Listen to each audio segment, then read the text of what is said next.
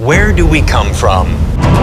These are ancient civilizations that were separated by centuries, and yet this same pictogram was discovered in every one of them. Are we byproducts of nature or aliens? What happens to us when we find our origins? Do we fight or run? Those are the ultimate questions, my friends, as we get on board the Prometheus, Ridley Scott's new sci-fi ride filled with lots of action, suspense, and Charlize Theron's skin-tight suit. All here, only on Movie Talk.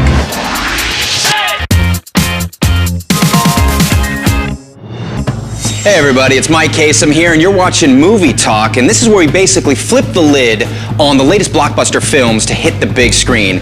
If you're like me and you believe that humans descended from aliens and not apes, then you just might want to check out Ridley Scott's latest thriller, Prometheus. But be careful though, because this is a deep, dark journey on a massive spaceship.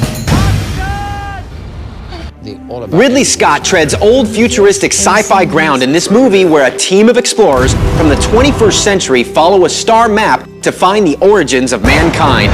Things then go downhill pretty fast when they discover a threat that could lead to the extinction of the human race. Shot entirely using 3D cameras, the film was actually conceived and written by John Spates as a prequel to Scott's 1979 science fiction horror film, Alien. But after a couple of rewrites by fellow writer Damon Lindelof, the story morphed into a sequence of events that precedes the events of Alien, but which is not directly connected to the films in the franchise. Ridley was very interested in what if the origin of life on Earth was basically seeded by extraterrestrials. They're gonna think we're crazy. Yeah, they're not if you keep it scientific. This particular screenplay is about who made us, where do we go afterwards, and how valid is that? Ridley and I spent months in hashing out story, going around draft after draft and finding our way to the story. It's not a prequel at all. It's an original science fiction movie that sort of trades in the same stock but really focuses on the story. Of course, an amazing story needs an amazing set. I'm sitting on the James Bond stage. I could park 2.5 747s in here. This is only one stage of 5 stages. This, of course, is the biggest. The one thing that did blow me away immediately are the sets on this film. We get to wake up in the morning and walk onto a set that is incredible and pretend like we're in space and have Ridley Scott direct you. Seriously, where does Ridley come up with this stuff?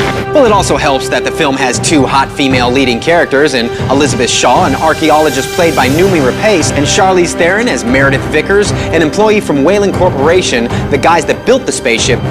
Prometheus kicks some major dude butt as well, with other big action names like Idris Elba, Michael Fassbender, and Logan Marshall Green. I've got a fantastically good cast, which I'm very, very happy with.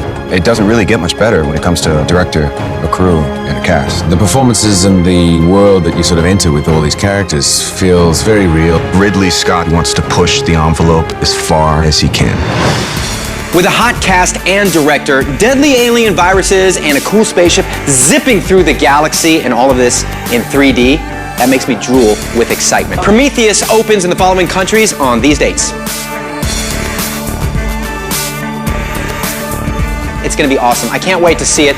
All right, everybody, I'm Mike Kasem, beaming on out of Movie Talk, and I'll check you out on the Zeta 2 reticuli system, all right? Because up there, we speak a totally different language. It's like, no, chop! The sneaky Jedi, the Jabba the Wookiee.